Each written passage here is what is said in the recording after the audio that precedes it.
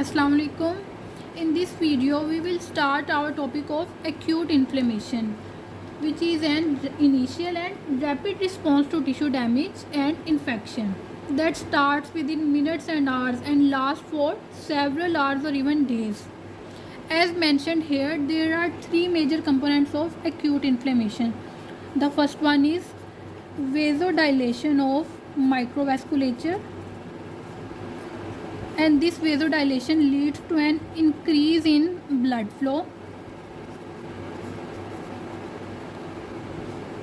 After vasodilation, there is an increase in permeability of microvasculature, and because of this increase in permeability, plasma protein and leukocytes start to move out of the circulation. Third point is immigration of leukocytes. Leukocytes start to migrate out of the circulation at the point where there is injury, and after their activation they try to eliminate the offending agent. Let's see it in this way.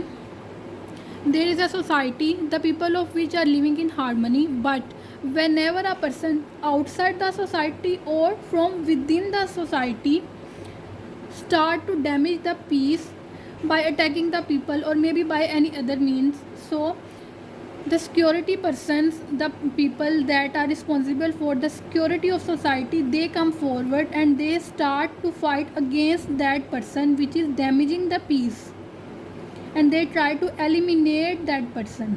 Same thing is happening inside our body. We have phagocytes. Whenever these phagocytes encounter with any dead material, microbe or any substance which is damaging our body, they try to eliminate that injurious substance. Along with phagocytes, we have some other sentinel cells such as dendritic cells and fibroblasts. Whenever these sentinel cells recognize presence of any foreign material or abnormal substance, they start to react. And how they react? By releasing soluble molecules that mediate inflammation. These soluble molecules, or you can say mediators, such as we have cytokines, acute plasma proteins, chemokine, etc., they participate in inflammation by playing their own role. For example, some mediator is causing vasodilation, like we have histamine. Then other mediator is involved. Other mediator is promoting the movement of plasma outside. It is promoting the efflux of plasma. In the same way, some mediator is involved in the promotion of efflux of leukocyte. It is involved in the recruitment of circulating leukocyte at the point where there is offending agent is present. Let's see what is the reaction of blood vessels in acute inflammation. So vessels react in acute inflammation by increasing the blood flow and increasing the permeability of vessel. This thing will lead to an increase in movement of plasma protein and leukocyte out of the circulation at the point where there is injury, at the site of infection or injury. The process by which these plasma proteins and cells are coming out of the vascular wall, out of the vascular system into the interstitium tissue or body cavity, this process is known as exudation. Now we have two terms for an extracellular fluid. These are exudate and transudate. Okay, let's see what are these terms, exudate and transudate. Look at the first one. This is a normal blood vessel having normal diameter, which means there is no vasodilation. The interendothelial spaces are also normal. There is no increase in permeability. Adequate amount of plasma proteins are present, and because of this because of these plasma proteins, colloid osmotic pressure is present, and due to this colloid osmotic pressure, it is retaining fluid inside the vessel. Then there is hydrostatic pressure. Because of this hydrostatic pressure, fluid is moving outside the vessel. There is a balance between the hydrostatic pressure and colloid osmotic pressure. As a result, there is no net fluid leakage. And as I told you, the permeability is also normal. There is no increase in permeability. So plasma proteins, they are not leaking out. So there is no net fluid or protein leakage. Next one is exudate. As I told you, in inflammation,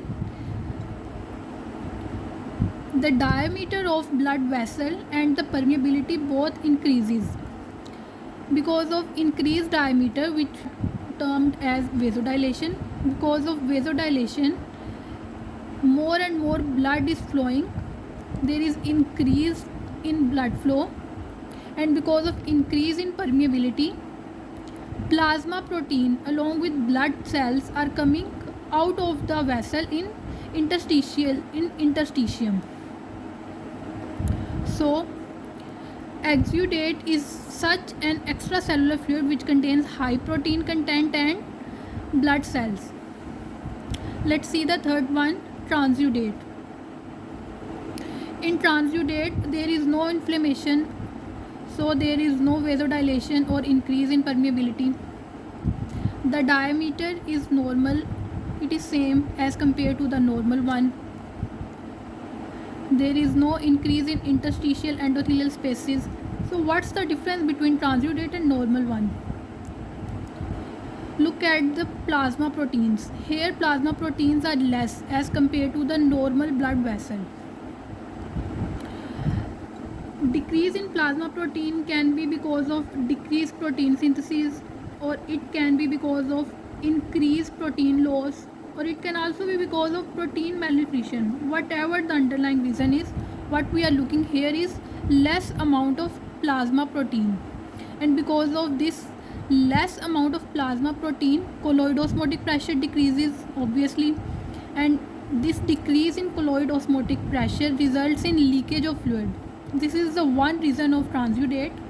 The other reason is if the hydrostatic pressure increases more than the normal. That can be because of any venous outflow obstruction, as in the case of congestive heart failure.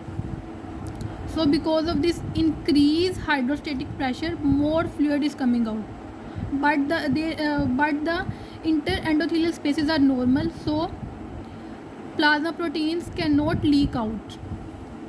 So transudate is an extracellular fluid which contains low or no amount of protein content and a very few negligible amount of cells. Exudate is pointing out towards an inflammation. If there is exudate, it means there is an inflammation inside the body, while transudate is not because of an inflammation. Let's compare the terms. Exudate is because of exudate has high protein content, transudate has low protein content. In exudate, cellular debris is present. In transudate, there is no cellular content. Exudate is due to increase in permeability and vasodilation. In transudate, there is no vasodilation and there is normal vascular permeability. As exudate has high protein content and blood cells, so exudate has high specific gravity, while transudate has low specific gravity. We can also say that transudate is due to ultrafiltration as a result of osmotic or hydrostatic imbalance. There is a term edema. Edema is just a general term. It is just an excess of fluid in the interstitium that can be exudate or transudate. There is another term, pus. Let's compare the term pus with edema. As I told you, edema is a general term, edema is an excess of fluid. in the interstitium or in serous cavity, that can be either transudate or exudate, while pus is a specific term for purulent exudate. As I said, exudate, it means it is a result of an inflammation. So pus contains leukocytes, specifically neutrophils, debris of dead cells, and most of the time it also contains microbes. Let's see what are the changes in vascular flow and caliber. As I told you, the first manifestation of acute inflammation is vasodilation, that is a result of several mediators, specifically histamine. These histamines causes vasodilation of vascular smooth muscles.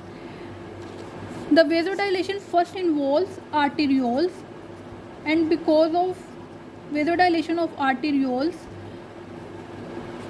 this thing will lead to an opening of new capillaries, and it results in increase in blood flow.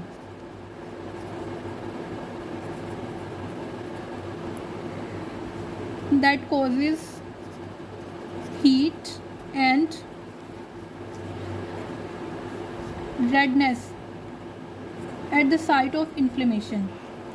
Now we have our two cardinal signs, Keller and Ruber. We got our two cardinal signs here. Keller means heat and Ruber means redness. For redness there is another term, erythema. After vasodilation, I told you there will be an increase in permeability of microvasculature, and because of this increase in permeability, this thing will lead to an production of exudate. I am using the term exudate, not transudate, because it is a case of an inflammation, and protein rich fluid is known as exudate. So consider this was the normal blood vessel along with blood cells and the fluid, but because of increase in permeability, more and more fluid is coming out. This is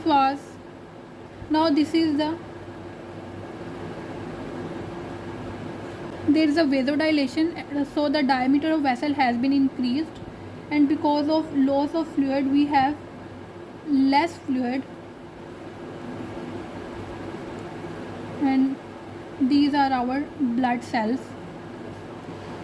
The loss of fluid and increase in vessel diameter, this thing will lead to slower blood flow. As you can see, there is a concentration of RBC in small vessel, so it will lead to increase in viscosity of blood. These changes will result in stasis of blood flow. So because of stasis of blood flow and engorgement of small vessels that are jammed with slowly moving RBC, on a microscope the histological appearance will be vascular congestion. When we see it histologically, we can see vascular congestion, and on external appearance it will appear as redness. And for redness we have already used the term erythema, redness of involved tissues. After the development of stasis, blood leukocytes, specifically neutrophil, neutrophils start to accumulate along the vascular endothelium, and simultaneously there are some mediators that will activate the endothelial cells, and because of the activation of endothelial cells there will be an upregulation of adhesion molecules, and because of these adhesion molecules more and more leukocytes adhere to the endothelium, and after the adhesion leukocytes will migrate out of the vascular wall at the point where there is injury. They will migrate out in the interstitium at the site of inflammation. So what is the phenomena behind the adhesion molecules and how leukocytes are migrating through the vascular wall into the interstitium? We will discuss all these points in our upcoming videos. Thank you. Allah Hafiz.